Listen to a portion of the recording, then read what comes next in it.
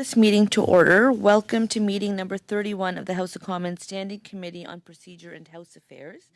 The committee is meeting today to continue its work on the operational security of the parliamentary precinct along Wellington and Spark Streets. For the first half of the meeting, I would like to welcome the following witnesses. We've got Mayor Belil with the City of Gatineau, as well as Councillor McKenney with the City of Ottawa.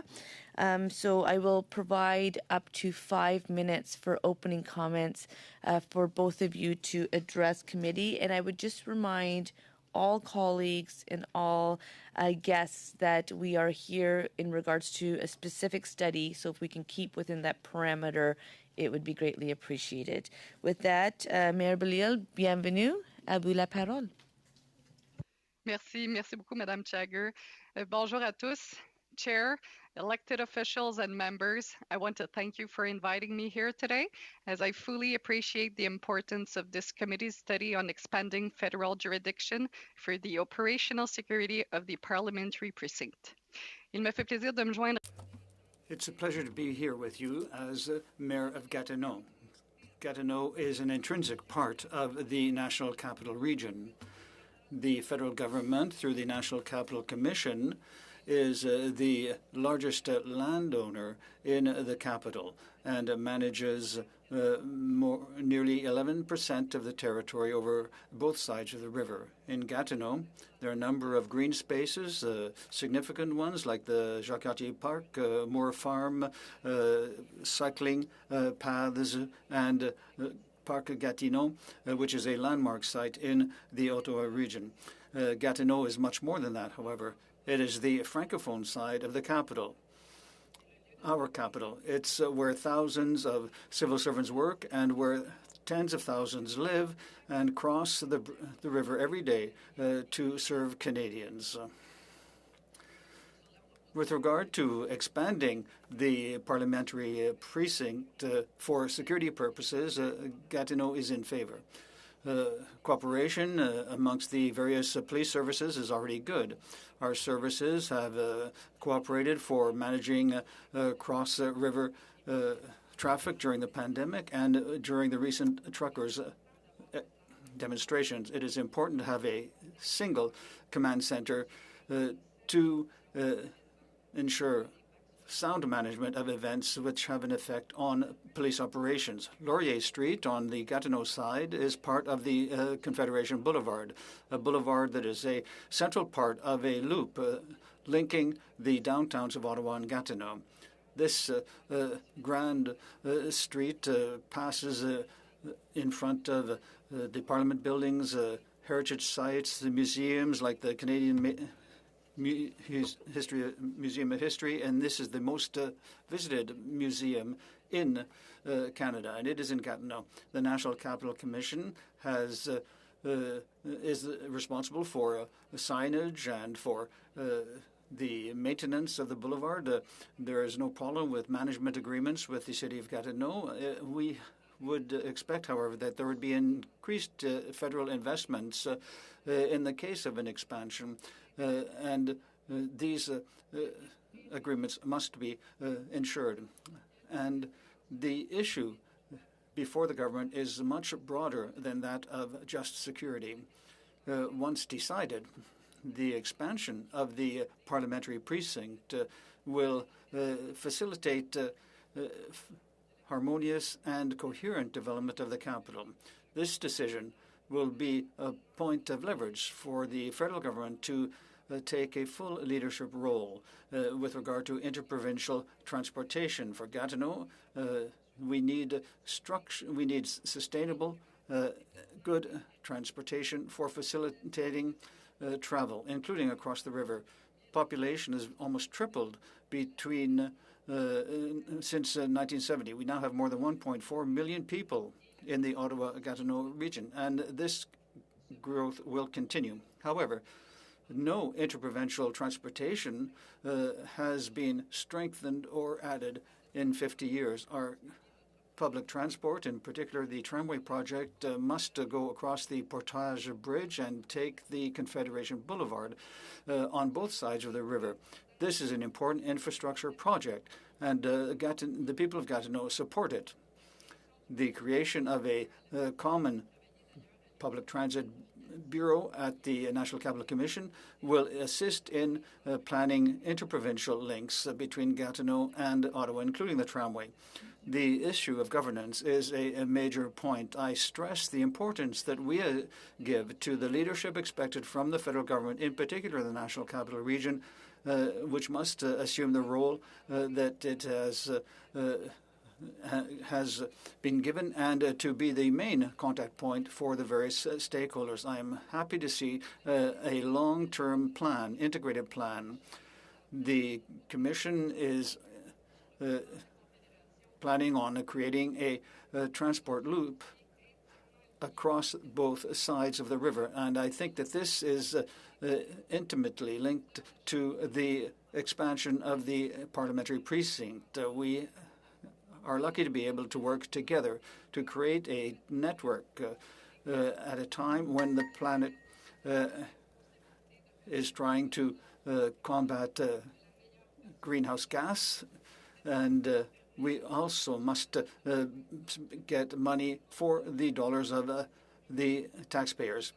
This is essential in ensuring an integrated version for transportation to benefit the population. And this proposal is a unique opportunity for Canada to go from words to acts. Thank you very much for your comments, and thank you for appearing.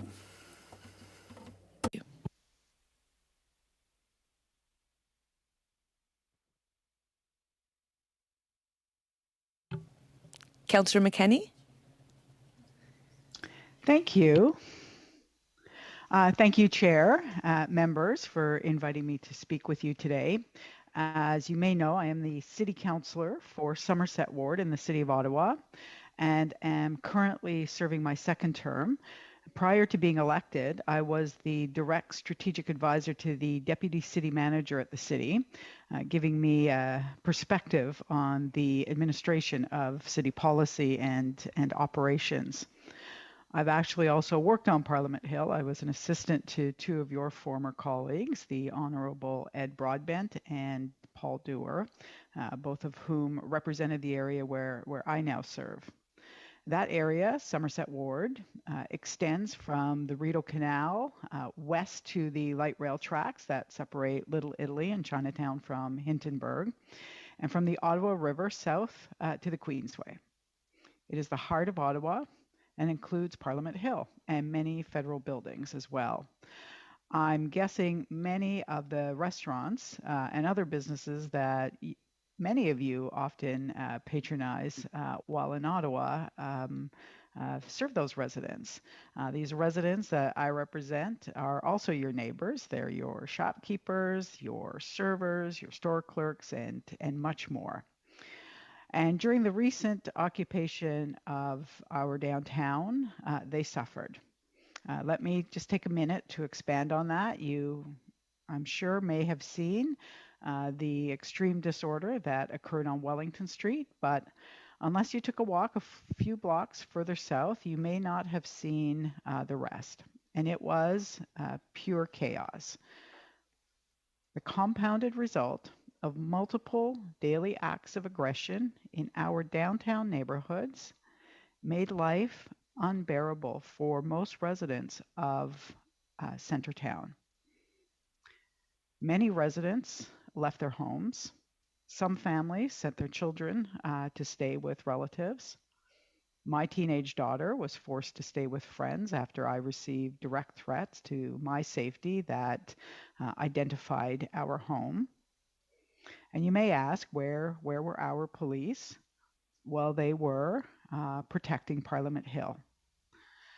The City of Ottawa simply does not have the capacity to protect federal properties during major national events and also patrol our neighborhoods. And that's why I wrote to the Prime Minister and the Commissioner of the RCMP during the occupation, asking them to take over the parliamentary precinct. Doing so would have allowed the Ottawa Police Service to enforce laws throughout the downtown. Now, we know there have been other times when the federal government has indicated an interest in taking over the full parliamentary precinct area, both for administration and policing. In 1989, many will remember, an assailant commandeered a bus, forced it to be driven onto Parliament Hill, and that 8-hour standoff resulted in new security protocols for the precinct. Of course, more security was added after 9/11 in 2000. And in 2012, the Auditor General of Canada published a report received by the House of Commons on parliamentary precinct security. And it included several recommendations, including a unified security force to replace the RCMP, the House and Senate Security, and the Ottawa Police Service, which were responsible for policing at the time. And the Auditor General's main concern was jurisdictional confusion, which we certainly saw during the recent occupation. Of course, that was also a question raised after the 2014 murder of Corporal Nathan Cirillo. One of the issues was that, as you know, he was attacked on Elgin Street, but the shooter moved quickly to Parliament Hill, and this created a serious communications issue between the various security forces responsible for your safety. So in February 2022, the City of Ottawa adopted a motion, which I believe you all have, and I will quote, that the City of Ottawa work with its partners in the Government of Canada and the Ottawa Police Service to permanently transfer security responsibility from the parliamentary precinct, including the identified section of Wellington Street, to federal security forces, end of quote. This is significant, as the City of Ottawa's hesitancy to relinquish responsibility for the parliamentary precinct has been one of the reasons why no serious action has been taken. And I'd just like to close by commenting also on the closure of Wellington Street. We see, with Capital of Canada, we see many protests in front of Parliament Hill. We welcome protests. We see many visitors to the area, which we also welcome. And by closing the blocks between Elgin Street and Bank, we will be able to increase that public realm for all Canadians to walk, to cycle, to take photos, show their pride in their nation. And our downtown has ample capacity to absorb any vehicular traffic that has been routed away from this section of Wellington Street. Thank you so much. I provided a lot of leniency, and I thought you might get to the point, but we'll have plenty of time to exchange. So I want to thank you for your opening comments and for your presence here at committee. We will have our first round of 6 minutes, starting with Mrs. Block, followed by Mr. Nakvi, et puis Madame Goudreau, et puis Mr. Johns. I want to point out that the motion that was referred to by Councillor McKenney was not shared with this committee. We do not have it in both official languages, so at this time I cannot share it. It is publicly available through a quick search, but I just want to make sure that we're not suggesting that committee members have access to something that we yet have not officially been sent. Mrs. Block, 6 minutes to you, through the chair. Thank you. Thank you very much, Madam Chair, and through you, I would like to welcome our witnesses here this morning. It's good to have you with us. I am sure that you are aware that the decision to embark on the expanded precinct security jurisdiction study was a result of a notice of motion that we received from one of our own members calling on the committee to study the possibility of expanding federal jurisdiction for parliamentary security to include sections of Wellington and Spark Street. And then subsequently, we had another member or two members write to the committee urging us to consider recommending that federal security jurisdiction be expanded to include Gatineau and essentially Ottawa, downtown Ottawa and Gatineau, those areas within or adjacent to the National Capital Region's Confederation Boulevard ceremonial route. And so I just wanted to direct my first question through you, Madam Chair, to Mayor Belisle. I'm wondering if you could confirm whether the City of Gatineau or its police services requested the federal government to invoke the Emergencies Act during the Freedom Convoy. Merci pour votre question, Madame Bloch. Thank you very much for my question. No, the City of Gatineau did not declare an emergency or request the act, but it did provide considerable support to the RCMP in its interventions in Ottawa. And the Quebec side, there are also discussions with the provincial government concerning security, and we managed what was happening on our territory. We assisted, and we continued to discuss with our partners. But this puts us in a situation where politically we are discussing with the Quebec government and explaining as well the fact that we are part of the national capital. And so we also experience what happens on the Ottawa side. And from that point of view, that's why we are interested in this topic, because I think it is essential to increase and improve communication for security between our two sides.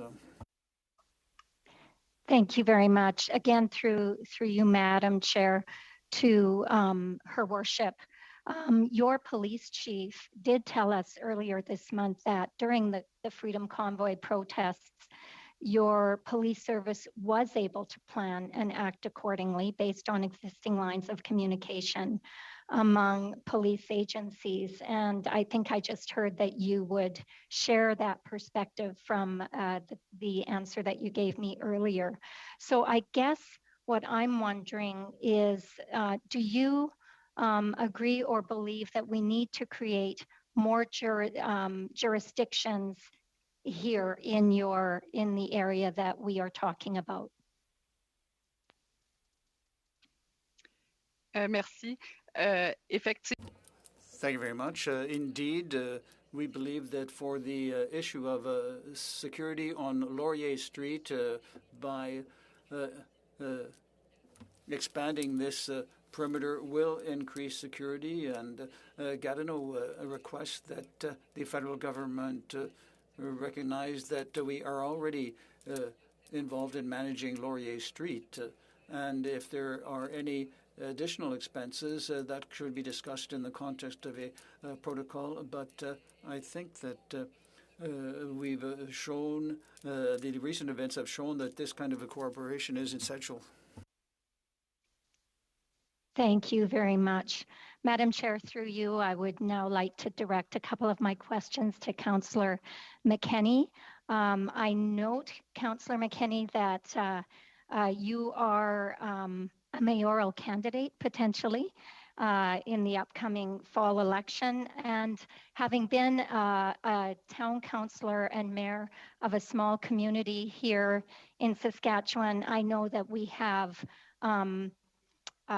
different wards that we represent. And so I'm wondering if you are here today as a representative for council, for city council, or if you are here as a representative for your ward.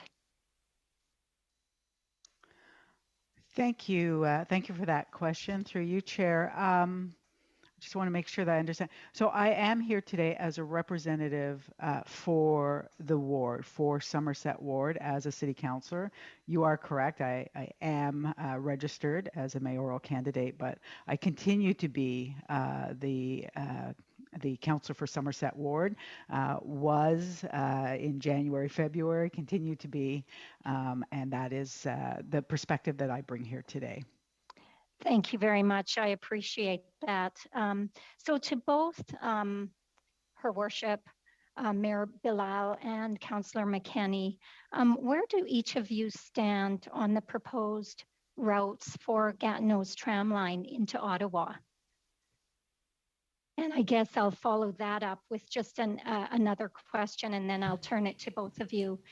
If it were to run at grade on Wellington Street and pedestrianizing the rest of the street, do you think that this would help resolve many of the biggest potential security headaches in downtown Ottawa, not to mention potentially saving the taxpayers up to $900 million? Excellent. So we'll go to Mayor Belil for a quick answer, followed by Councillor McKenney, because we've passed time. So, Madam Mayor. Oui, merci beaucoup pour votre question. Thank you very much for your question. Indeed, the National Capital Region seems to be in favor of having the tram on the surface along Wellington, and so we are assuming that that will be the case. And thank you very much for asking the question, because the decision that you're going to take with regard to security also has to involve the issue of public transit around the capital. And so the tramway would be an excellent way to manage the volume of traffic, but also to ask the proper questions relating to security.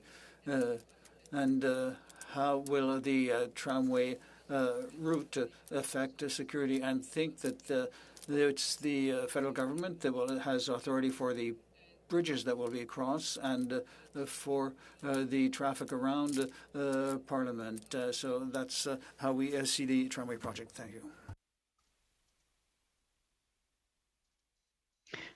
Thank you. Yes, I do support the tramway at grade running on Wellington and making that very important connection to Gatineau.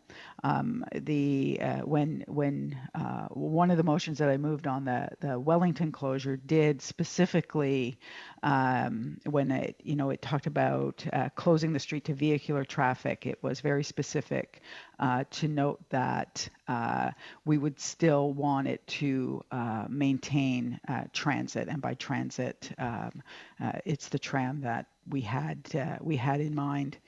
Do I believe that it would solve security headaches? I think that any time that you have more people in a space and you have a better public realm space, you just have safer space.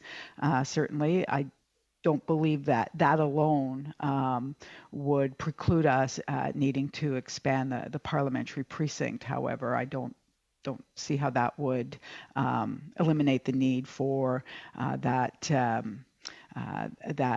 demarcation in responsibility between Ottawa Police and federal police, in this case, Parliamentary Precinct Service. But I do very strongly support the tram on Wellington. Yes. Excellent. Thank you very much, Madam Chair. Thank you, Mr. Naqvi. Thank you very much, Chair, and I'll be directing my questions through you to Councillor McKenney. Councillor McKenney and I have the privilege of both serving Somerset Ward, which is part of Ottawa Centre riding, and so it's always a great pleasure to work with them. Councillor, let me just give you a quick minute to finish your thought around, you were talking in your initial comments around vehicular traffic if Wellington Street is closed permanently. Right now it is between Bank Street and Elgin Street.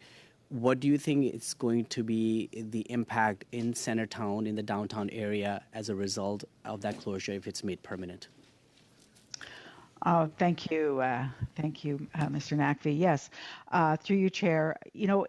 I often like to refer to these sorts of changes in streets as opening rather than closure. I know I said closure, but by using the term opening, we're really opening it to people. and having Wellington Street open to people. We would be providing unique opportunities for extensive programming in front of Parliament buildings. I just last week received an invitation or a request for a ball hockey tournament to take part on with temporary rinks on Wellington for a few days this summer. Having chairs, just having the space in the public realm is always going to benefit residents, people who work downtown, such as yourselves, and visitors. It just makes for a much better space. And we know, I'll just end that by saying, on Albert and Slater, which are streets 2, 3, and 4 blocks to the south of Wellington, we removed much of our transit when we built our light rail system. And with the city of Gatineau investing in its transit into LRT into the city, we can see a further reduction in buses running on Albert and Slater. And that has opened up a tremendous amount of capacity for wider sidewalks, cycling lanes, and the movement of cars from Wellington onto those 2 streets that run east-west right through the downtown. Thank you, Chair. Chair, I'm assuming that Councillor McKenney supports the expansion of Parliamentary Precinct to include Wellington Street and Sparks Street. So I'll appreciate if they can confirm that. And in addition to, if they can speak to us about if that takes place, how would that mitigate from a security perspective and the quality of life perspective for citizens of Centertown and the many small businesses that are located in that, if we're to have another major demonstration or occupation the kind we saw most recently in January and February? Yes, thank you for that question through you, Chair. Back to the member. I do strongly support the precinct moving onto Wellington and Spark Street North. Again, when we saw in January and February that a local police force could not do both. It could not be present through a major conflict on the Hill as on Wellington. It wasn't on the Hill. It wasn't on your grounds, but it was on Wellington Street. So the police force, the local police force, could not be present there through this major event, and still have the capacity to be in the abutting neighborhoods. And they do abut. City of Ottawa is unique that way, and I think it's a good thing that our parliament and our residential neighborhoods function together.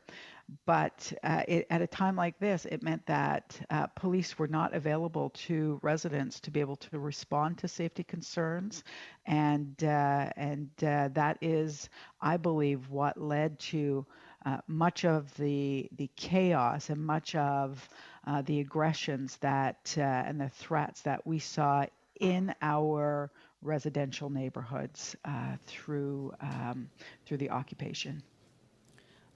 Thank you, Chair. Councillor, through you, Chair, was talking about the impact of the occupation on the residents and the businesses of the downtown core. It was chaotic. It was violent at times that really impacted so many of our residents, and some of them are still recovering from that occupation. Through you, Chair, to the councillor, did they support the federal government's decision to invoke the Emergencies Act and something that they were advocating for? Thank you for that question. Through you, Chair.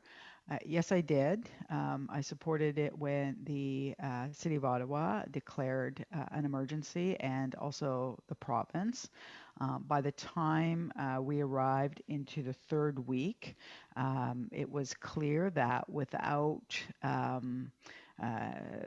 much stronger measures that the Emergencies Act provided, that as our police chief at the time put it, it was getting more and more difficult to see how this would end through policing. And that was frightening. It was a frightening thing for people to hear, people who had lived through at that point weeks of threats to themselves, to their security. So by that point, yes, I did believe that we needed the Emergencies Act.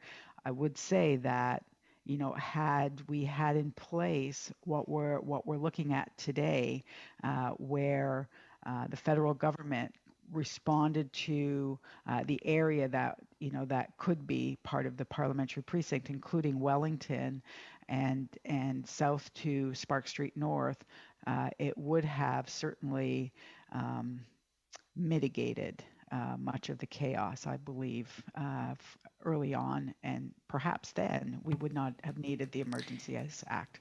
Thank you so much for that exchange, Madame Gaudreau. Jusqu'à 6 minutes pour vous. Merci beaucoup, Madame la Présidente. Thank you very much, Chair. Thank you to the witnesses, and I would like to congratulate the mayor for her election. And when we talk about the loop and the challenges relating to Gatineau, I'm familiar with them, and we would like to hear your idea about how can we strengthen safety around the parliamentary precinct. I've heard a number of things that are interesting, but before going into greater detail, what type of protocol on actions or command post? I didn't know that 11% of the territory was under a federal ownership, and I would like to ask the mayor, if I may, I would like to know, with the effects of the occupation, I mean, it was very clear. I saw it every day, and even if we find solutions to increase security along Wellington, and do you feel or do you fear that there could be other consequences if there were another occupation of this type? Or how do you see the situation with regard to all these possibilities? And then I would have another question for you afterwards. Thank you very much, Ms. Gaudreau. I'm very happy that you're a citizen from Gatineau. And to answer your question, I'm going to give you a very concrete example, and I think maybe this could illustrate our concern with regard to your topic today. And for the occupation on the Gatineau side, there was less of an effect than in downtown Ottawa, but it was clear for us that we could not intervene in Gatineau because that would have had an impact on the situation and the climate in Ottawa and vice versa. And we believe that it has to be an overall approach to the National Capital Region, and Gatineau is a part of the region. And if one side has a cold or the flu, the other side will have it. And so we have to have a broad solution, a comprehensive solution that will not isolate the two sides of the river with regard to the physical makeup. Of course, we have to coordinate, but also we have to ensure measures like quality communications and the control of a physical environment, but also the essential communications between police forces. And we are in favor of that. And we believe that there should be a single command post, a temporary one, that will take control in an emergency situation in order to facilitate communication. And in that sense, we are quite in favor of this expansion. And I think that often people converge on the parliamentary precinct, but there are side effects felt on the Gatineau side, either because the Francophone, there might be more of a Francophone demonstration on the Gatineau side, or there might be more space, and we also have the experience of sad events like the occupation, but also happy events like the marathon. So we are, in fact, we're separated, but we're by the river, but we're married, and we have to be involved in these joint decisions. And Madam Mayor, I participated in the marathon, but it was my spouse who crossed the river. I only did 10 kilometers, but it's true that there is a real unity between the two sides, and I think that the command post for the 6 services, there was a command post that was created, and if there were a clear protocol concerning the creation of a command post that would be created as soon as needed, I think that would be reassuring, and I think that you seem to be in favor of trying to renovate the tramway system, and I was very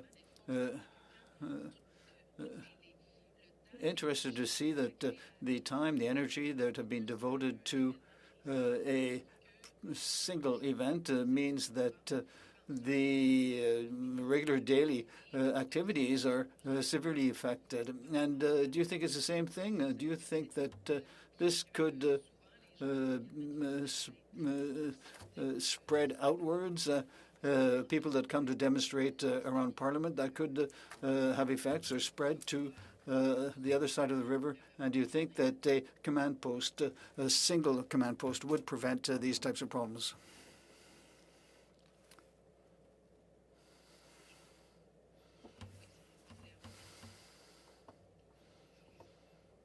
Thank you. I do believe that an integrated response is what was required, during the January-February occupation. Obviously, to have an integrated, comprehensive command post for security, for communications, would have meant that information flowed more freely. I did not see evidence that that was happening for 2 to 3 weeks. I don't believe that expanding the precinct would necessarily, push out the possibility of larger demonstrations. I'll be honest with you, I don't know that many people have any idea where the precinct starts and finishes. Even I was surprised by some of it, I'll be honest with you, when I started to look. And I sit on the Spark Street Business Improvement Area Board of Directors, and I also sit on the Spark Street Mall Authority, which we share with the city, the NCC, and the federal government. And the jurisdictional confusion just around Spark Street is a challenge, and I think very few people really understand the differences. So I just say that I don't think that it would lead to an expansion to Gatineau, to South, Wellington and South, by having the parliamentary precinct expanded. People just show up, and they, normally they just go up to Parliament. We welcome that. We welcome protests. We welcome Excellent. events. I want to thank you. Je voudrais vous dire merci du temps excédent. I'd like to thank you for allowing me to go a little bit over time, and I look forward to a second round of questions. Merci pour votre compréhension. Thank you very much for your understanding. John's 6 minutes per Thank you, Madam Chair. It's great to be here. First, I want to thank both of you for enduring such a difficult task. As a former municipal councillor, I can't imagine taking on such a difficult challenge that you did. So I want to commend you both on your work there. Maybe, Councillor McKenney, you could talk about the experience of residents in the downtown core during the occupation. You cited a little bit about the fireworks, the different the harassment, the bullying. I mean, we get this message back home in British Columbia, where I live, that it was all peaceful, all happy. Can you talk a little bit about the impact on the mental health and the impact on residents in your ward? Yes, through you, Chair. Thank you for that question. It was the compounded result of the daily hundreds of daily threats of aggression that people felt in the downtown. If you went out and did your groceries, if you happened to have a mask on, what happened was, and I'll be clear here, I've never suggested that it was the trucker from Saskatchewan or Canmore or anywhere that came and parked for 2 days and then left the next day. But it was what was left behind, and it was the space that opened up for others to come into our downtown residential neighborhoods because it was lawless. We had no protection, and there was an openness to, the racism that we were seeing, the anti-Semitism, the homophobia. So what happened was, especially on the weekends, I might say, hundreds and hundreds of people who were sympathetic poured in, but came in and wouldn't allow people into grocery stores, would go into grocery stores and harass people. We had seniors who were terrified of leaving their apartments, people with rainbow flags who had their windows broken, defecated on their front lawn. It was just that it was a constant, and there was probably no one act that that you could point at that resulted in severe harm, but it was the result of many aggressions over 3.5 weeks, including horns that were being blown by dozens and dozens of trucks, not allowing people to sleep at night or to work during the day or to have any peace. Can you speak about the impact on small business, the workers, the people in the community? There was closures of businesses, there was harassment, as we heard from occupiers. Can you, just give a bit of insight about the severe impact that had, especially on businesses that had already endured, COVID, repeated closures throughout COVID? Yes, thank you for that question. And you will hear from one of our BIA directors, I believe, later today. But Bank Street, all of Bank Street ended up having to close its businesses. It completely shut down. Bus shelters taken over, made into kind of makeshift coffee serving spaces. There were fires being lit in barrels on Bank Street, which is our main street for business. The Rideau Center closed down for the entire time. In the end, we lost. It was estimated $264 million in lost wages. And another 72 million lost in business revenues. And again, as you pointed out, on the heels of COVID and shutdowns through COVID. So the impact on our businesses was significant and severe, and workers. Thank you for that. I really appreciate getting kind of the scope of things, what it was like on the ground.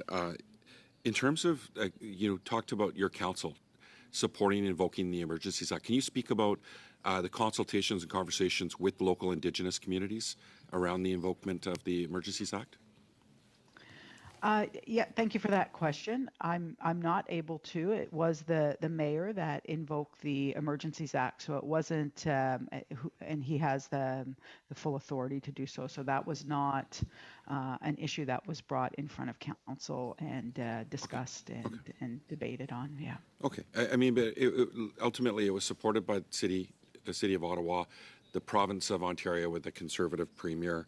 I mean, my home province supported it in British Columbia, and so did the Union of British Columbia Indian Chiefs and the BC Assembly First Nations. The former city of police for Ottawa, Vern White, Senator Vern White, and the former Conservative Justice Minister Peter MacKay supported this. Was your council unanimous in support for invoking of the Emergencies Act? For the federal Yes. invoking? Yes, that's correct, in asking for support. Thank you. So I can't speak to that. Again, it was never brought to council, so I can't tell you that 23 members of council supported invoking the Securities Act.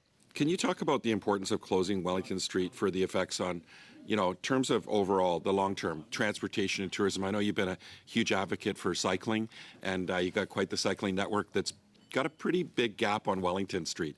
Can you talk about the opportunities there as well?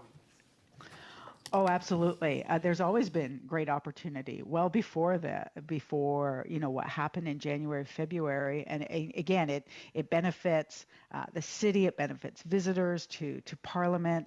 It allows us to create a public space where people can wander. They don't have to, look both ways for traffic. If there is a tram, it allows for that interprovincial link between us and the city of Gatineau, which is, I believe, has to become a stronger link. You are correct. It is a missing link in our cycling infrastructure. It's part of our transportation master plan, so was always planned as a link, but having it open to pedestrians, having it open to visitors, and open to cyclists of all ages and all abilities really will enhance the downtown for everyone. Can you add a little more about how you see closing Wellington Street in terms of security will enhance security for Parliament Hill, for city residents of Ottawa? Yeah, it doesn't. I don't believe that the closure of Wellington without the transfer of responsibility for security will necessarily enhance security, unless we're talking about, security cycling or walking and getting about. However, as I mentioned earlier, anytime you have more people gathered in any space, it's inherently safer. For all sorts of reasons. It's safer in the evening for people, maybe out walking their dogs, for women getting back from work. It's safer for, from risk of, vehicular collisions, etc. Anytime we enhance any street in our city, and it's been shown across everywhere, if you put in a bike lane, everybody's safer, drivers, pedestrians, cyclists. So as far as Wellington Street goes, I think that just having it animated and we would need to fully animate it. We would need to make it a really special place. It inherently is safer. Excellent. Thank you so much for that exchange. And now we will close off with 5 more minutes to Mr. Viss, followed by 5 minutes to Mr. Fergus, and then we will be switching to our next panel. Mr. Viss. Thank you, Madam Chair, and thank you to both of our witnesses for being here today. You've given me a lot to think about. Just to put it into context, I represent Mission Matsqui Fraser Canyon in British Columbia. 4 of the 12 photos in this year's Canadian Armed Forces calendar were the Canadian Armed Forces doing disaster recovery work in my riding, especially in the canyon where the village of Lytton was destroyed in a fire almost a year ago. Councillor McKenney, what's more important to you? And these are both important priorities. Transferring downtown Ottawa to federal jurisdiction, or closing Wellington Street to vehicles and the possibility of inclusion of the light rail transit from Gatineau?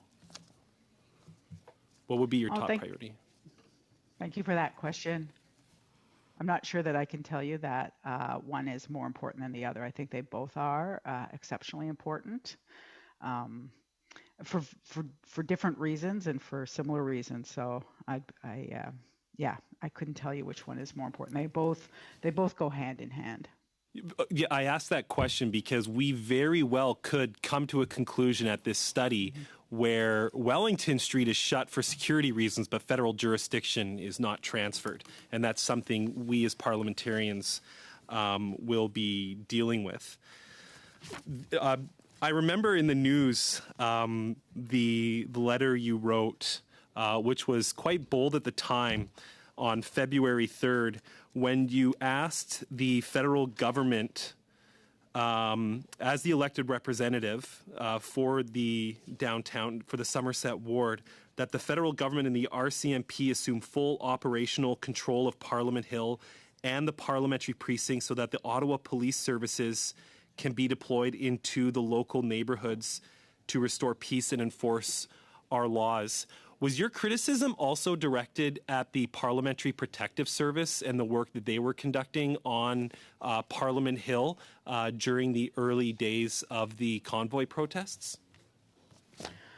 No, that was not the intent of my ask. It was critical of Ottawa Police at the time. I was critical of Ottawa Police, mostly because I did not feel that their priority was residential neighborhoods. That I'm the city councillor, so my concern through all of this was the residents that I represent. Of course, like the rest of the country, we watched what happened and had concerns about what was happening on Wellington, on Parliament. But I was not being critical, no, at that time of Parliamentary Precinct Services. I was looking for an integrated response and for the federal government to take over policing. Councillor. Yeah. On April 25th, and this question, Madam Chair, will go to both the mayor and the councillor. On April 25th, the Canadian Police Association held their annual lobby day on the Hill. They've been watching very closely about what happened in Ottawa, the resignation of the police chief, and the continuation of the studies we're doing here on Parliament Hill. The Canadian Police Association proposed to me and many members of Parliament that the federal government organize a national summit that brings together key stakeholders, including representatives of police executives, frontline police workers, municipal and provincial officials responsible for public safety, and community-based organizations with experience in organizing public events to establish a clear framework to coordinate the response to protests and demonstrations moving forward, largely with your ward in mind. The framework they went on would include guidelines regarding the deployment of resources, use of force where applicable, member and public health and safety, and funding for police resources when additional personnel are required. As well, with certain considerations taken for operational security, this framework would be publicly accessible to ensure that communities have a better understanding of how protests are addressed by law enforcement. And I will just add to that request from the Canadian Police Association that it almost seems that they would require some legislative action. Generally, as a councillor, would you support that key recommendation to both witnesses, Madam Chair? Would you support that recommendation from the Canadian Police Association? Quick answer, Councillor McKenney, followed by the mayor. Councillor McKenney? Yeah, on first blush, first time I'm hearing about it, yes, I would. I do believe that we needed an integrated response. Thank you. Madame Mayor? Je pense aussi que toutes les discussions. I think that any discussion that might lead to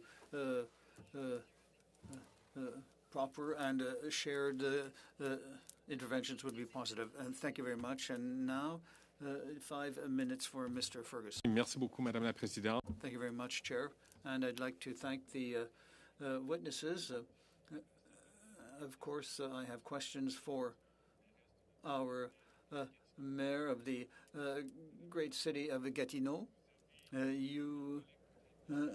My colleagues may not know it, but before being mayor, you were well known as the general director for tourism in the Ottawa region. So you're well known not only as a mayor, but as someone who has always worked for promoting our region and more specifically the city of Gatineau.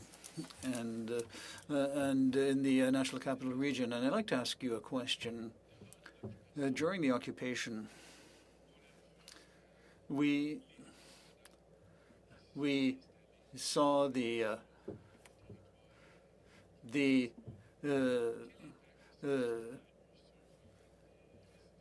demonstrators and the effects on the city of Gatineau and constraints on being able to cross over to the Ottawa side.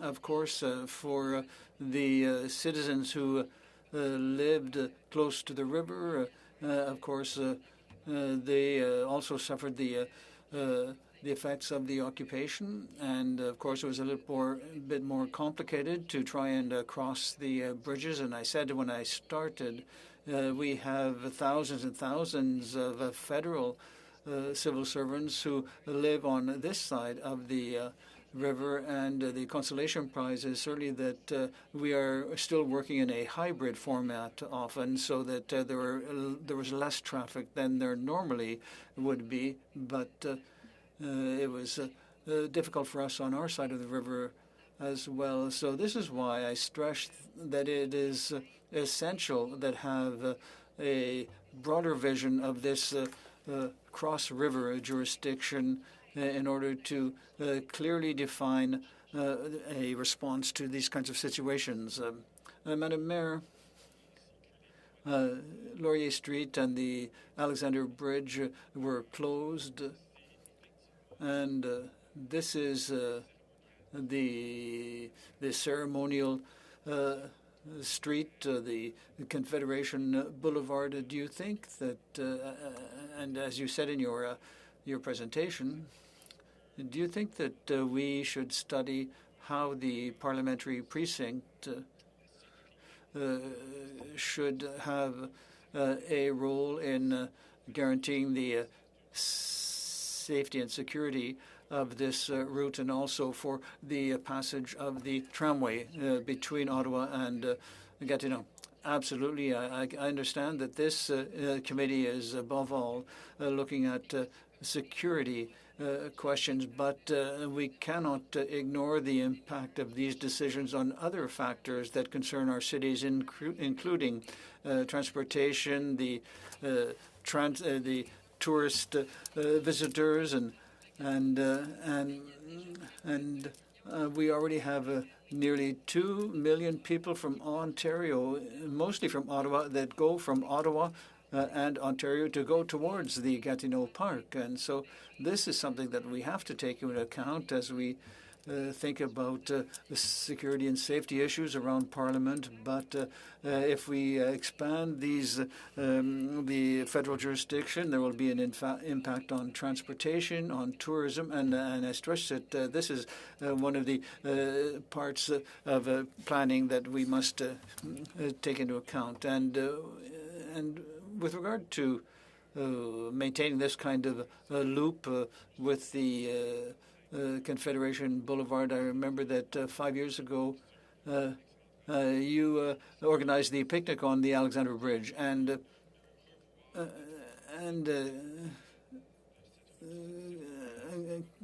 could we rethink the use of this boulevard to organize similar events?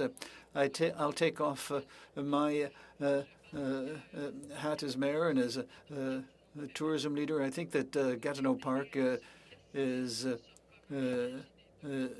something that we have to look into to ensure that our National Capital Region becomes known across the world. I think that the National Capital Region, I have excellent relationships with the tourism officials and with my colleagues on the Ottawa side, and I think we have to position ourselves as a leading city. We have to create momentum to ensure that we are known as a dynamic capital that makes well thought out decisions. And just one last question. Councillor McKenney, I'd like to know if the councillor, if they support transfer of ownership of Wellington from the city to the federal government. Quick answer, please. Yes, thank you for that. Yes, I most certainly do. Fabulous. Thank you so much. That was actually really quick, and I would just like to publicly acknowledge Mr. Fergus on his special day. Happy birthday on behalf of PROC committee members. And so with that, I want to Madam- really thank our witnesses. Madam Chair, can I just make one request before this panel ends? The motion that Councillor McKinney had pointed to was just wondering if the councillor could send that so it could be circulated to all the members, or in lieu of that, if the councillor cannot, then the clerk, maybe, if I may ask for you to look it up online and send it to all of us. Consider it done. Thank Councillor McKinney, you're welcome to share it with us. Otherwise, I know it's publicly available, so we'll get that done. With that, I just want to thank both the mayor and councillor for joining us today, and members for the great exchange. I hope you keep well and safe. If you think of anything else that we should consider, please do not hesitate to send it in writing to the clerk. Have a great day. We'll switch over panels. I will suspend for a minute.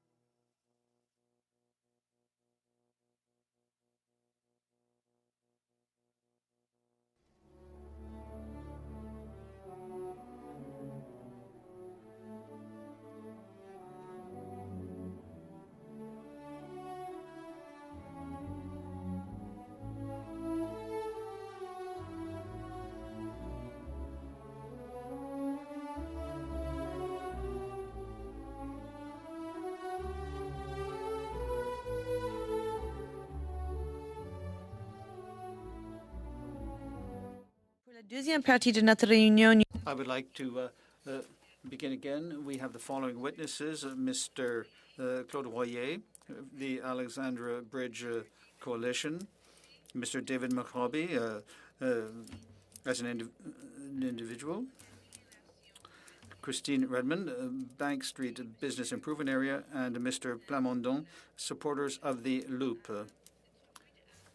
And keep their opening comments as tight as possible, up to a maximum of 4 minutes. Monsieur Royer, bienvenue. À vous la parole. Mr. Royer, over to you. Thank you very much, Chair. Welcome me. I'm here to represent the Coalition for the Alexandra Bridge. Nous répondons au désir du comité d'entendre des commentaires quant à...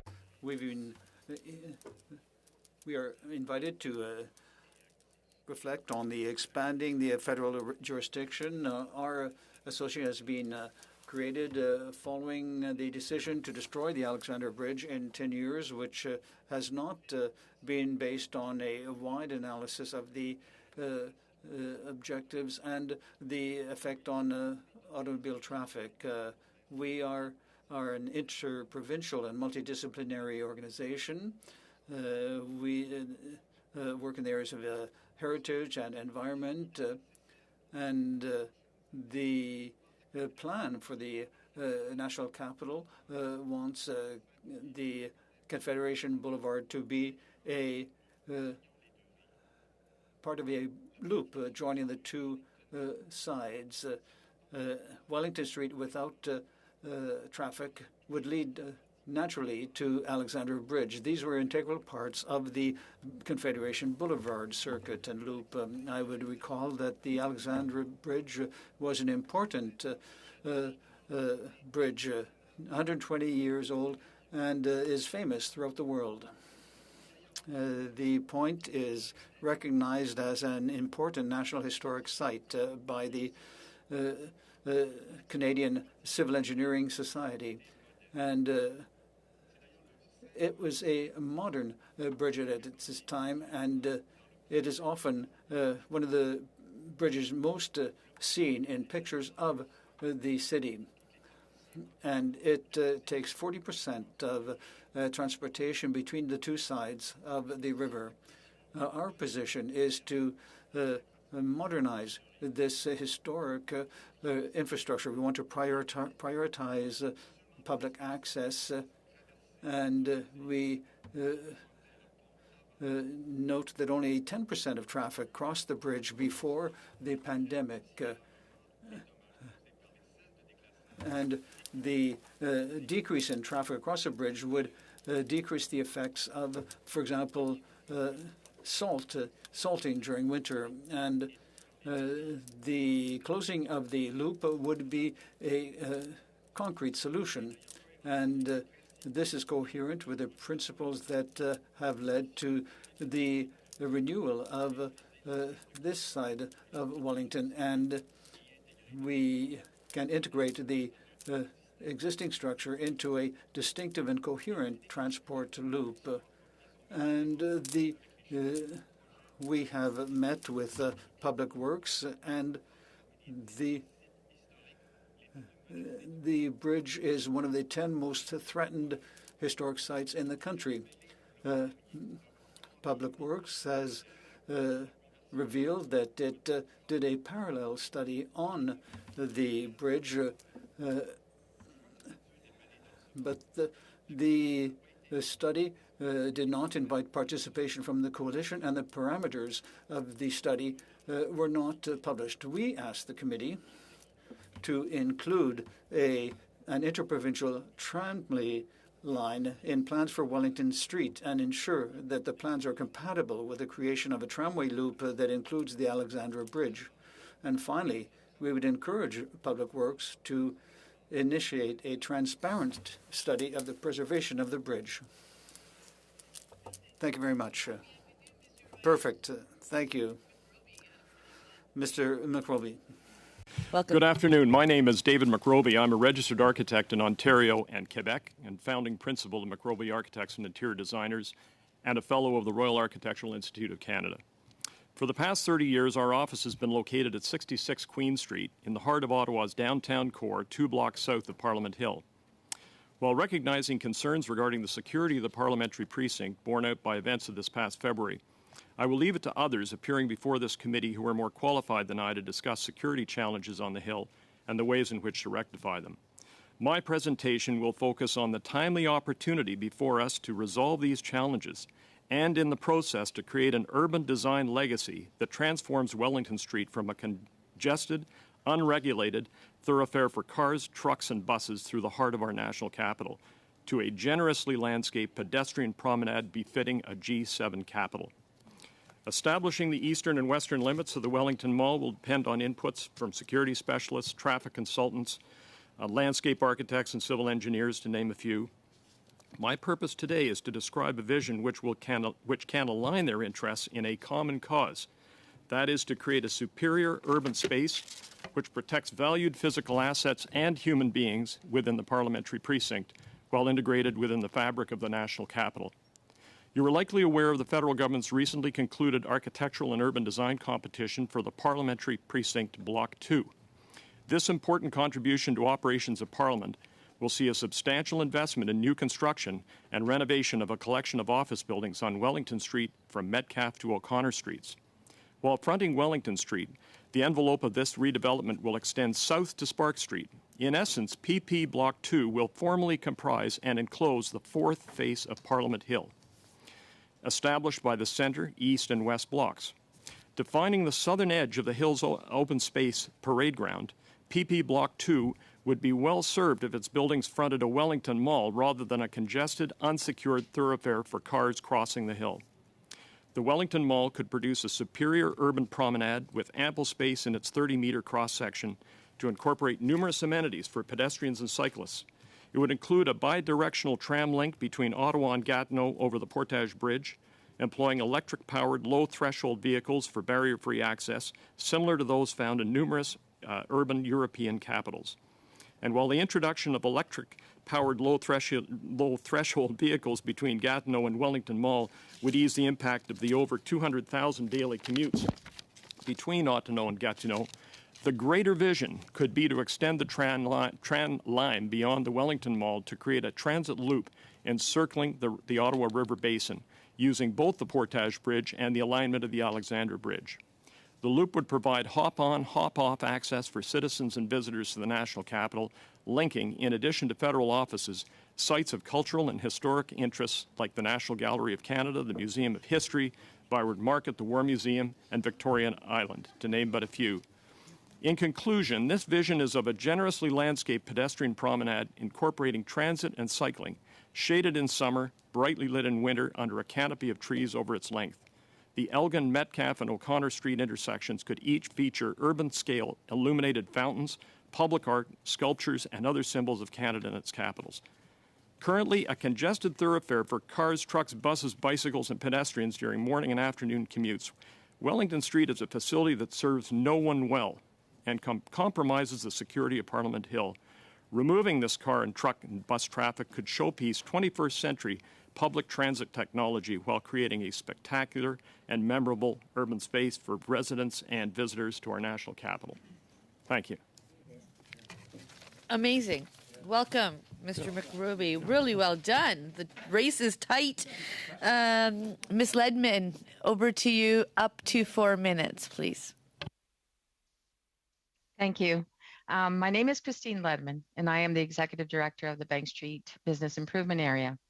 And I'd like to thank you for the opportunity to address the committee today in its consideration of expanding the parliamentary precinct. My position today is reflective of the business members of the BIA and their desires as relevant stakeholders in the City of Ottawa. We understand the impacts by the recent activities and the groups that were here and the probability that this will most likely not be a standalone scenario. And we support the process of assessing the best way forward to avoid further disruptions that the city experienced. The impacts to the residents and businesses alike were unprecedented. However, there are two sides to the coin, as the financial impacts to the businesses was for many worse than a full lockdown of the pandemic. This is largely due to the fact that the lack of access to the business area eliminated all potential for clients to come downtown, no pickup services for businesses such as Skip the Dishes or Uber Eats, rerouting of public transit, and no vehicle access for deliveries to businesses for their products and services or for their clients. And our studies have shown that the average loss of sales was ascertained to be $357,000 per day from Laurier on south down Bank Street. And the possibility that some businesses further south may have been partially open, otherwise the losses would have been more than in the range of $500,000 per day. These losses were based on the lack of access to the area by visitors, clients, employees, and local residents. Despite the area having a high modal split in transit and alternative modes of transportation, point of sale purchases are higher when clients are shopping in the area. Businesses have suffered significantly over the past 2 years. This was certainly exacerbated by the recent events. However, believe that there are methods and means to avoid these types of disruptions in the future without permanently shutting down access to Wellington Street. And these can include several elements, which we'll leave to the experts in terms of policing, permitting, these types of abilities to ensure that the area is not blocked, blockages to the road network, ensure no encampments or semi-permanent structures to be erected, prohibit vehicle use during protests. As much as we, and as I said, my position here is as in support of the businesses and the business area. Thank you very much. Wow. That was excellent. Very, very good. Thank you and welcome to committee. Mr. Plamondon, welcome, up to 4 minutes.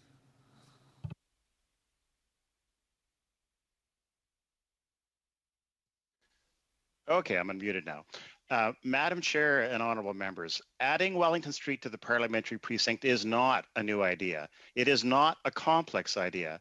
It is a nation-building idea. We simply replace 5 lanes of trucks, buses, and cars that bisect the parliamentary precinct with a space that welcomes Canadians and international visitors alike, a place to gather, to admire what are among the most magnificent parliament buildings found anywhere in the world, a place to celebrate and learn about Canada, and a place for peaceful protest. The current governance, ownership, and security apparatus in and around the parliamentary precinct is awkward, if not dysfunctional. It's odd that the federal government has ownership and the RCMP full jurisdiction of Island Park Drive in a residential Ottawa neighborhood, but not Wellington Street or Spark Street. Lorsque j'étais membre du conseil d'administration de la When I was on the board of directors of the National Capital Commission, and in the following years, I proposed that Wellington Street become Canada's national pedestrian mall. I wrote numerous op-eds and made representations to all manner of government officials to that effect. My purposes were national unity and security. I was not thinking of a convoy of trucks, but a single vehicle. An Oklahoma City terrorist incident where a rental truck in 1995 was detonated in front of a federal building, killing 168 people and causing 325 buildings to be demolished or damaged within a 16-block radius. And while the security of the Parliament precinct is an essential consideration in the use of Wellington Street, it was the idea of transforming it into a national pedestrian mall that captured the imagination of and efforts of many citizens. Supporters of the vision organized as a group of citizens with a voice, a pen, a website, a petition, social media accounts, all with the goal of making our parliamentary precinct the best it could be. The idea of marrying a national pedestrian mall with a tram to integrate the Ottawa and Gatineau transit systems in a loop project came naturally from our collaborative discussions.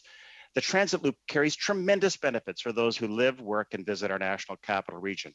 Imagine your constituents visiting the capital, touring Parliament Hill, then casually crossing Wellington Street to visit the Senate and the National War Memorial, then hopping on a tram to the National Gallery in Nepean Point, to the Canadian Museum of History, to the Chaudière Falls Canadian War Museum, the Holocaust Monument, the Supreme Court, the Bank of Canada Museum, Or imagine the federal public servants traveling seamlessly across provincial boundaries for work. With a pedestrian mall and a tram system in place, the opportunities to creatively showcase Canada's national capital are endless. Simply put, Parliament Hill inspires me and others to build a better Canada. I even ran for Parliament in the very riding where Parliament Hill is located as a progressive conservative 33 years ago in the 1988 election. I urge all parliamentarians to think 25, 50, and 100 years ahead about what is in the best interest of our capital region and for Canada. It is a place for people and a tram, not trucks, buses, and cars. We, and by that I mean the cities of Ottawa and Gatineau, the National Capital Commission, and the federal government, have a once-in-a-lifetime opportunity to realign our parliamentary precinct for the safety and benefit of all Canadians. The timing to implement an inspiring vision for Canada's capital will never be better than it is today. All we need is vision and courage. Thank you. Excellent. And thank you very much. So if we travel this pace, we are going to be excellent for 2 rounds. I'm going to let everyone know, as always, all comments and questions through the chair. We are going to start with a 6-minute round for the Bloc member as well as the NDP. I will be merging the first and second round together so that you can maximize your time. For the Liberals and the Conservatives, whatever time you go over in your slot will be taken away from your fellow colleague in the next slot, so we can try to get out of here on time.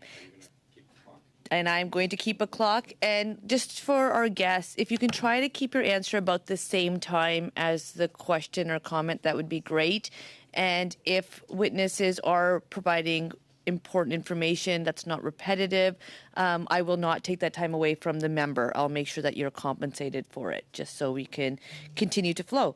With that, we will be starting with Mr. McCauley, followed by Mr. Fergus, puis Madame Gaudreau, et puis Mr. Boulris. Mr. McCauley, the floor is yours. Thanks, Madam Chair, and the witnesses, thanks for your information. Through you, Madam Chair, I'd like to start with Ms. Ledman, please. Could you just fill me in? What are the boundaries of the BIA, please? Well, mute. You're on mute. Please unmute. Yes, My apologies. My district is from Wellington to Catherine Street. And Bank, and on which side? Just solely on Bank, or? It's mostly on Bank. A few exceptions that might encroach on some of the side street, but very little. Okay. Wondering if you're getting much feedback from your members about potential changes on policing and security jurisdiction. Nothing in that regard, mostly in terms of access to their businesses.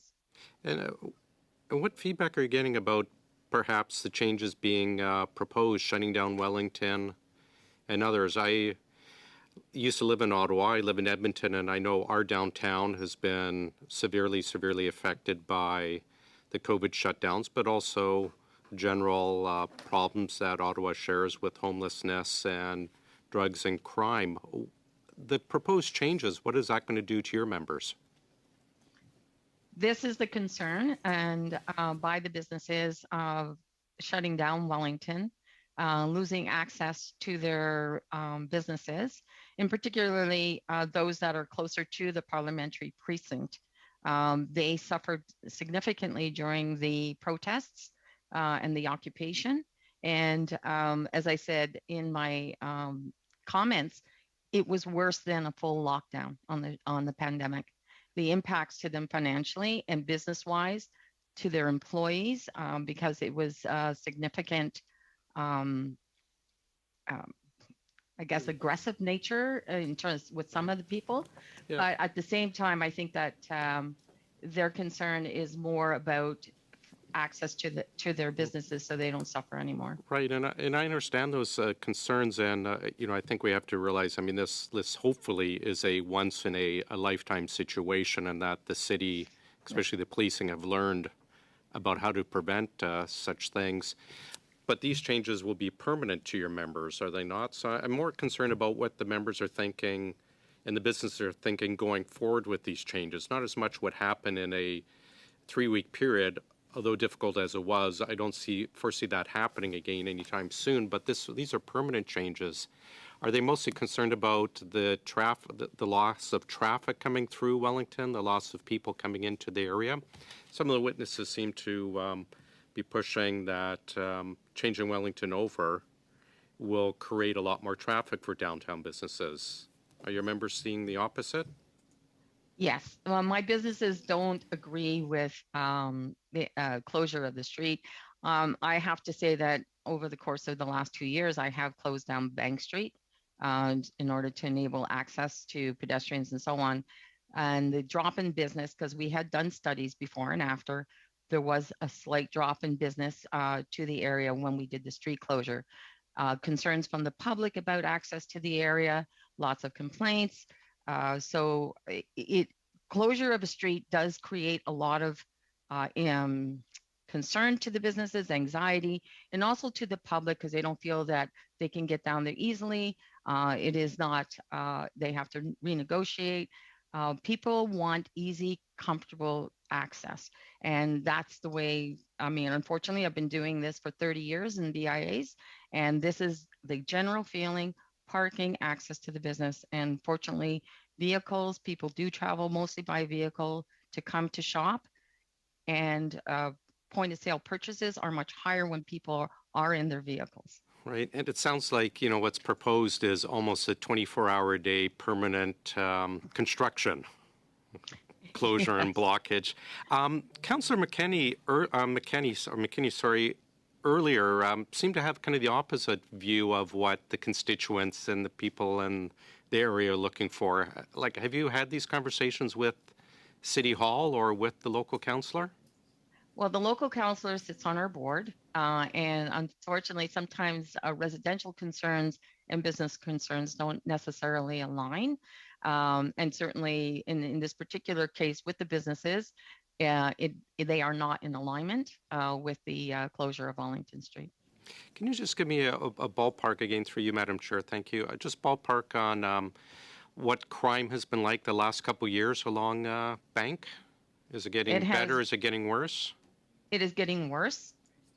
And this goes to the mental health issues, the drug addiction and homelessness issues. We have people who camp out in our business doorways, in the back, in the front, needles, broken windows. So it is continually getting worse. And working with different agencies in the area, there are concerns from the social agencies as well as their inability to support these the people just because of the high level of violence, different types of drugs that are on the street that are creating unsafe environments for the social workers as well. Great. Oh, I'm out of time. Thank you very much for the information. You're most welcome. Thank you very much, Mr. McCauley. Mr. Fergus, up to 6 minutes. Merci beaucoup, Madame la Présidente. Puis j'ai des... Thank you very much. I have a question for a number of witnesses, and I'd like to start with Mr. Royer. And I'd like to thank all the witnesses for their interventions. They've really been excellent. Mr. Royer, according to you, what will be the security advantages for our heritage structures and for our quality of vie that this expansion could have on our residents? Madam Chair, I must say that I am a resident and I am very close to what would be the loop, the improved loop, and of course, if we rethink the use of Wellington in a way to facilitate access in an integrated way, for example, through the tram and the loop, this would be useful for people on both sides of the river who want to visit the important sites along the Confederation Boulevard, as well as for businesses. It would be better for people from my neighborhood to to just jump onto the tram and go to the businesses on either side of the Wellington. Thank you very much, Mr. International examples of enhanced security, yet greater access for people to the legislative precincts? I'm sure there must be. I don't have them on the top of my mind, but I think it's important to note that this is a unique. It's very difficult to compare this to almost any other example. Of course, we'll compare it where it's successful elsewhere, but it's very difficult to do that because what's being offered here is a unique possibility. This is not a commercial mall. And in the history, let's say, of the last 25 years, approximately 200 malls in the United States actually have failed. 24 have been successful and continue to be highly successful, and that's because they offer a unique product. They're not trying to compete with regional shopping centers with free parking and everything else. And we have here a unique product in Wellington Street at Parliament Hill. What could be more unique than that? Thank you very much. Monsieur Plamondon.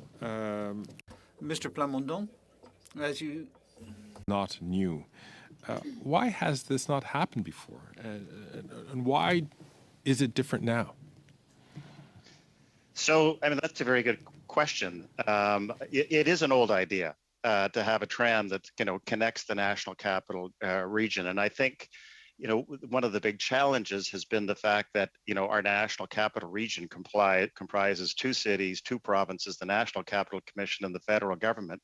And we simply have not had an alignment of interests that have drawn people towards the idea, which is why we came together as a group of citizens, not thinking about, the short term or a coming election or the resistance that might be out there to changing traffic patterns. We were thinking 25, 50, and 100 years ahead. And that's why on our coalition, we had former mayors of Ottawa and Gatineau, business leaders, and other community leaders who have now said, the time is now right for this. The other imperative is that Gatineau is now coming forward with a light rail transit system, which will complement and integrate Ottawa's light rail transit system.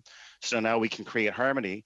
The Alexandra Bridge is about to go through a reconstruction. If we're going to do that, let's think long term about how we create a better national capital region that all Canadians can take pride in and can promote our national unity. And then, of course, the security threat, which now has just become that much more significant and important. So I think it was a good idea 20 years ago, and it's an even better idea today.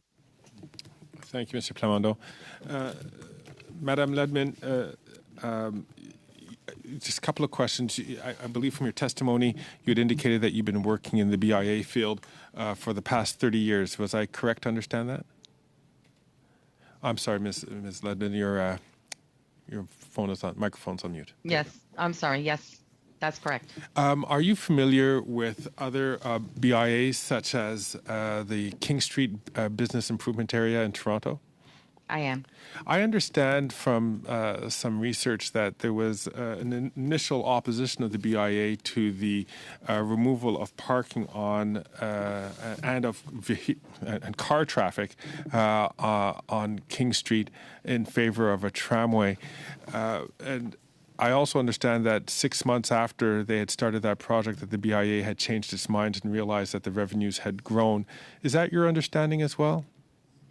That's correct. Why do you think the removal of car traffic led to an increase in sales of the businesses who are part of that BIA along King Street?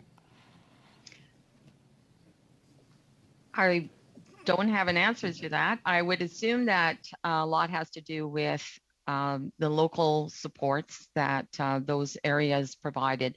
King Street West is surrounded by a large residential population. And, of course, Toronto has a much better transit system because I did live in Toronto and use the transit system regularly. Ottawa's transit system is a little unpredictable and not as consistent, I would have to say. And because I had lived in Montreal as well and lived on the metro there. So I think that everything else has to align in order for the business areas to survive. And they have to have the support and population to support it. Ottawa is a lot more spread out. People tend to travel more by car, and that is the situation, unfortunately. Thank you. I'm sorry. No, don't be sorry. Thank you very much. Madame Goudreau, jusqu'à 7 minutes pour vous. Merci. Thank you very much. Thank you very much, Madam Chair. In fact, I thank you for your presentations, and it's led me to dream and to imagine, because with our first witnesses, we were thinking about what we could do to ensure security and safety around the parliamentary precinct,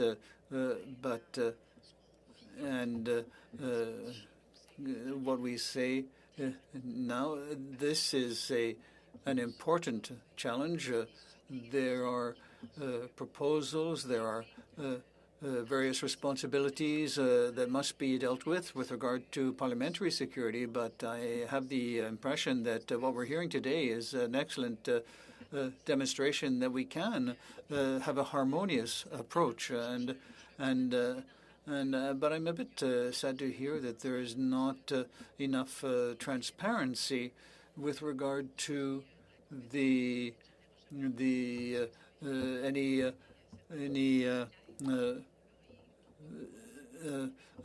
measures. And have you felt that, Mr. Loyer? Well, the coalition was able to meet with Public Works at the beginning of 2021, and we pointed out the failings in their analysis and plans, and we did not see any evidence from experts. And I think we have a contribution that we can make, and without even getting to a final response, I think we should be able to have a better discussion with the decision makers at Public Works to ensure that there is a good analysis and to give the Alexander Bridge a chance to continue to be an extraordinary symbol of Canadian engineering. And I like to say, when you talk about a loop, for me, it's not something that we have there's something that is a circle, and I would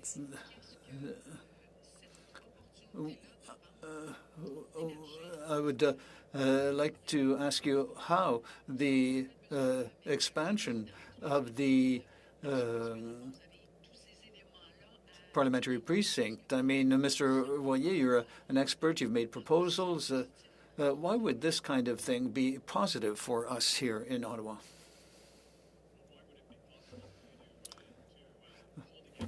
That everything that is required in order, and this is why I wouldn't pretend to say that the solutions are there, but there. As an architect, I enjoy visual things, and I'm very pleased that you've gotten a package that demonstrates some of the ideas that we have. But at the basis of it is the notion it's a place for people, and that is probably the most important. The rest is all hardware, essentially. There are ways of being able to deal with all of the program requirements for access and security and everything else that's involved in this. But as long as it's a place for people that expands Parliament Hill, that's the important thing, and also supports businesses, therefore, on Spark Street as a result. In other words, the strength of Spark Street, I think, will rise as a commercial presence with this project basically fronting Wellington Street. And I make the point that space is very important, and the planners of long ago were generous in Parliament Hill. We have to be equally generous when we approach the new PP2 project, the Block 2 project, not confine it, not push it back at the edge of a street.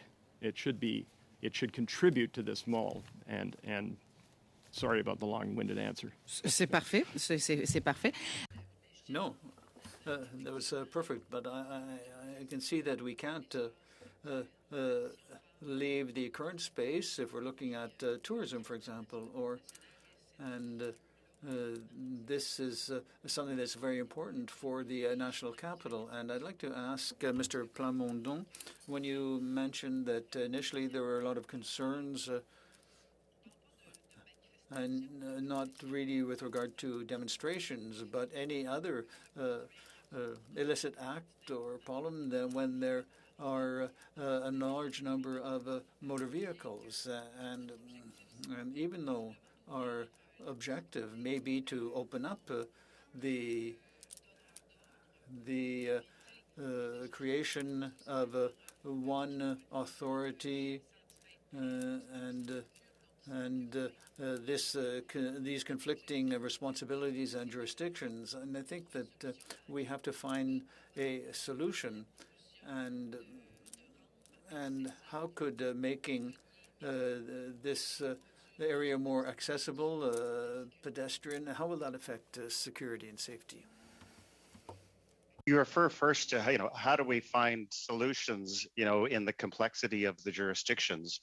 And over our history in the National Capital, we've done that. It used to be that, for example, the Airport Parkway was owned by the National Capital Commission, and it was transferred to the City of Ottawa.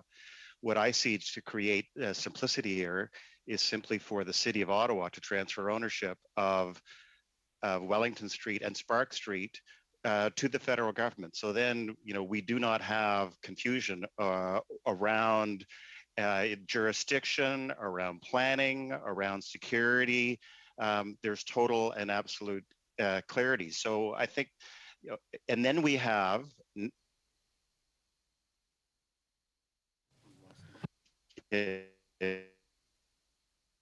with the sort of Wellington Street and O'Connor and Lyon, or even Elgin, for the meantime, we have a better opportunity to create a coordinated plan that draws people into the national capital, which I think they would access primarily through light rail.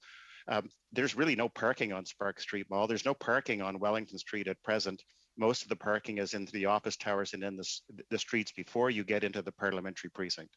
So I think we do create clarity, and there's an opportunity to do that through this project. Madame la Présidente, considérant que j'ai quand même... Madam Chair, I've had just one more question for Ms. Lidman, and I think that we've all in agreement that the proposal is a good one, but what is lacking for this solution? In 30 seconds.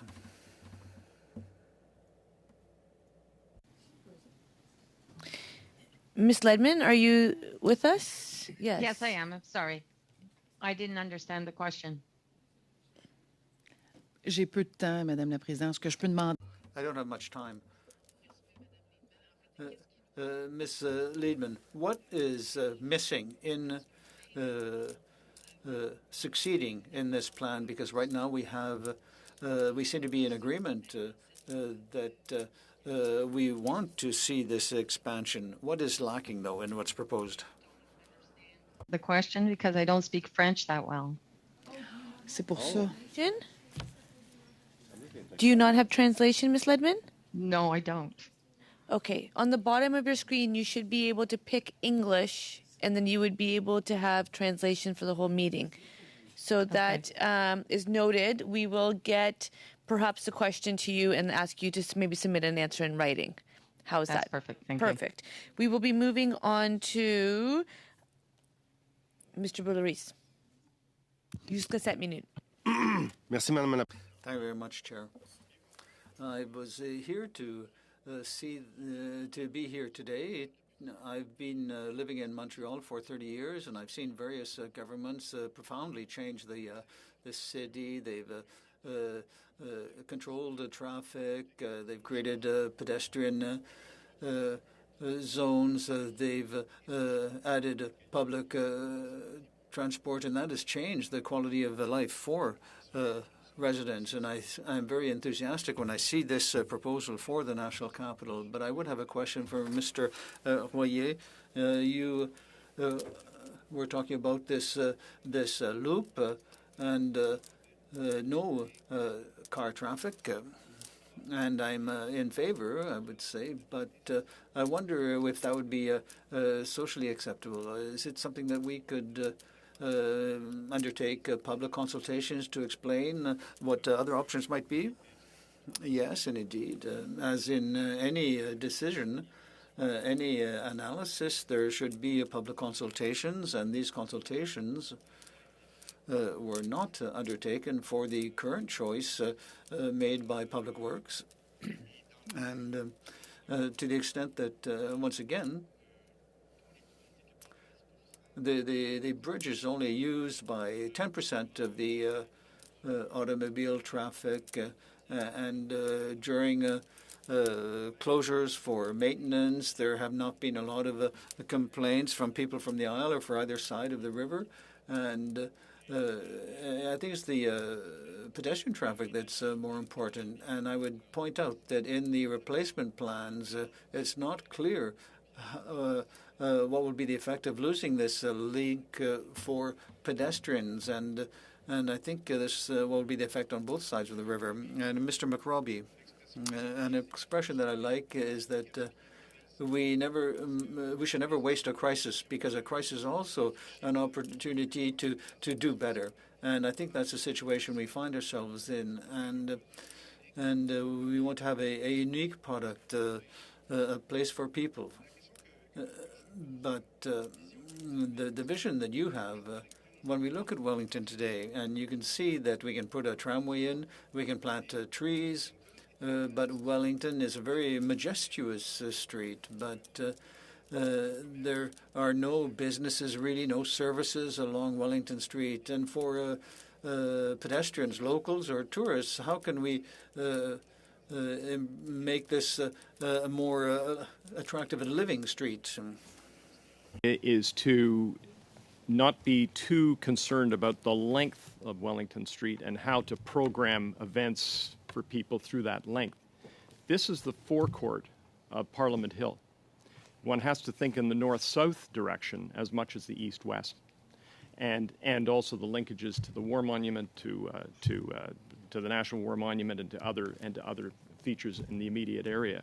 So rather than being concerned perhaps with activation and programming across its length, there are plenty of considerations. Some of them are seasonal, for instance. I mean, the city changes dramatically in the winter, and there's a vision that we have of having sculptures and illuminated at night and all kinds of ideas for programming that would bring people to what otherwise is just a street filled with cars now could be. So there is a programming aspect, but I want to encourage the idea that with the expenditure of the federal government of hundreds of millions of dollars in the complex that is going to be created under PP2 immediately on the doorstep of Wellington Street, we can do better than Wellington Street. And that PP2 project will itself be a draw because of its activation on the ground floor. Encore du temps? J'aimerais poser une question à M. Plamondon. I'd like to ask Mr. Plamondon about the same question as I put to Mr. McRobbie, but thank you very much. And I can see very well in your presentation in Ottawa, Canada, and that's very good in the drawings. And I would like to ask you, how do you see the new Wellington Street becoming a new draw for tourists, and how it will be developed for tourists and for the people of Ottawa and Gatineau? As a national gathering place where people come together, and just imagine strolling down Wellington Street and looking up at all of the institutions of our government. And it's not just Parliament Hill. There's also, to walk down Wellington Street to see the Supreme Court, as well as the Bank of Canada Museum, the Senate. There are many statues, as well as Mr. McRobbie has said, with the redevelopment of P2P. We have seen even on Wellington Street at various points in time where there's been pop-up, I wouldn't call them restaurants, but evening soirees where dinner is served, places for people to gather. I can envision that there could be monuments to certain aspects of Canadian history. It would take you down even, for example, to the Garden of the Provinces, which probably most people in the National Capital Region don't know exists, but it's on Wellington Street. So I think it would introduce people to all of the institutions and probably make it a more welcoming walk and a visit to go down to, for example, the Holocaust Monument and others. This is going to be a place on your bikes and walking that will be a natural attraction. That will be an inspire Canadians and people around the world. Merci. Merci, Savet. Thank you very much. And have you finished? And I do. Now we're going to actually just have one more quick round. So committee will run about 5 to 7 minutes late. And I believe it is 5 minutes to you, Mrs. Block. Is it yourself? Thank you very much, Madam Chair. My time will actually be taken by Mr. Viss. Thank you, Madam Chair. Great testimony again in the second round, and to the coalition here, through you, Madam Chair, really appreciate the renderings. A lot of inspiration there. My first question will go to Ms. Ledman. What impact, through you, Madam Chair, has the Downtown Business Association felt from the public servants working from home? I know, having previously lived and worked in Ottawa, that a lot of the downtown business traffic comes from public servants, and they're still largely, the majority still working remotely. What impact has that had on the bottom line of businesses that have traditionally supported public servants? Thank you very much. Yes, the impact of the federal employees not in their workplace has been significant. We have seen some that have come back, but it's very minimal. And that includes also the private sector. Yes, absolutely. Have you done any studies on the economic consequences of that? We're just in the process of doing these studies. It was interrupted by the protests. We sort of redirected our consultant to look at the impacts of the protests to give the federal government an idea of what those impacts were. So when we see a loss of $500,000 a day in sales, we're looking at probably slightly lower losses, but it would be decisions by businesses whether they will continue to operate in the downtown core when they do not see the return of federal government. This is what businesses are saying to us now. They're looking at their upcoming leases and whether they will continue to lease in the downtown core.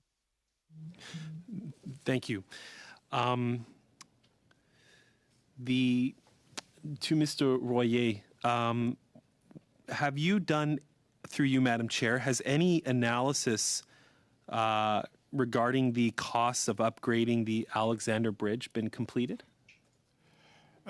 There was Madam Chair, a life cost analysis performed on behalf of Public Works back in 2018. That was delivered in 2018. And it evoked certain option for either maintaining the bridge or replacing it with what you would call an iconic signature bridge or a run-of-the-mill steel bridge. And what's interesting is that in conclusion of this study, the signature bridge is still more costly with any hypothesis than the maintenance of the current bridge. Yes, and this fact is sort of, has puzzled the coalition in terms of, what's the rationale for going ahead when the difference in cost are so not clear the economic advantage is not clear. And to add to that, just one more thing. Again, that study was calling for further studies of heritage, and these studies have not been done. Okay. Before a decision was made. Well, through you, Madam Chair, hopefully we can stick a few studies and get a bridge constructed soon, because with the cost of inflation now, I'm assuming the 2018 numbers will be much, much higher even today. And I think that is a critical piece of infrastructure. Through you, Madam Chair, to Mr. McRoby, I was really impressed with the renderings you gave. I'm wondering if the coalition, coming from a riding that represents 31 Indigenous bands and 6 different First Nations, whether there's any Indigenous representation on your committee, and what your group might have considered, through you, Madam Chair, about adding an Indigenous component to the Wellington Street improvement. I think it probably is more appropriate for Mr. Plamondon to answer that question rather than me. But yeah.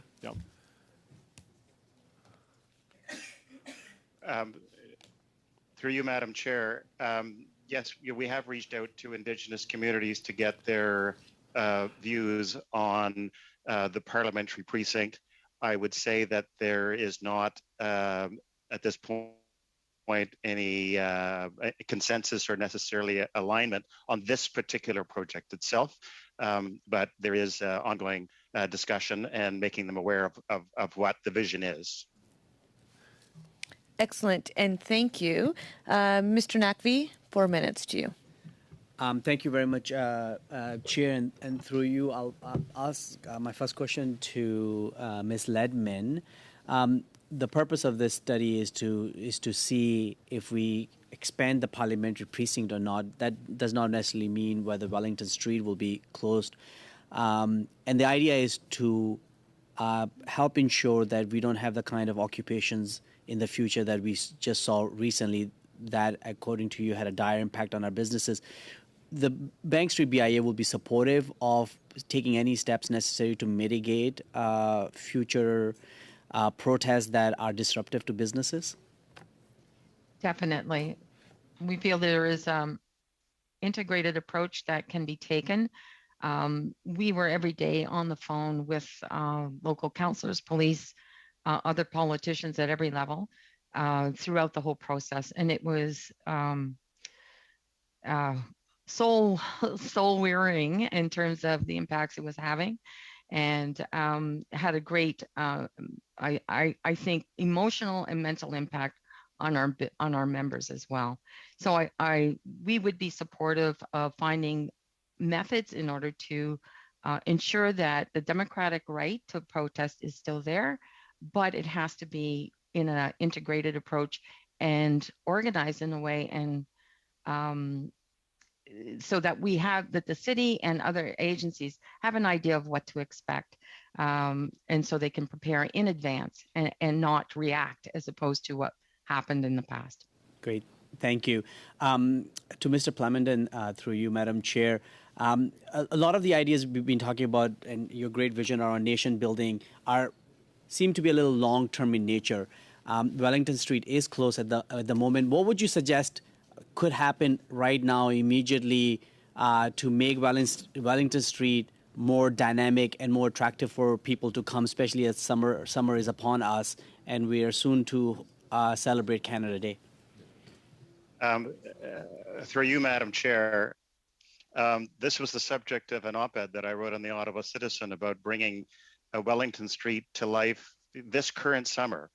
To me, for those who are coming to the National Capital, instead of cement blocks that demark the areas where traffic is not allowed, they can be replaced with planters. There should be signs that say, "Welcome to the parliamentary precinct." We should be welcoming Canadians back to this particular space.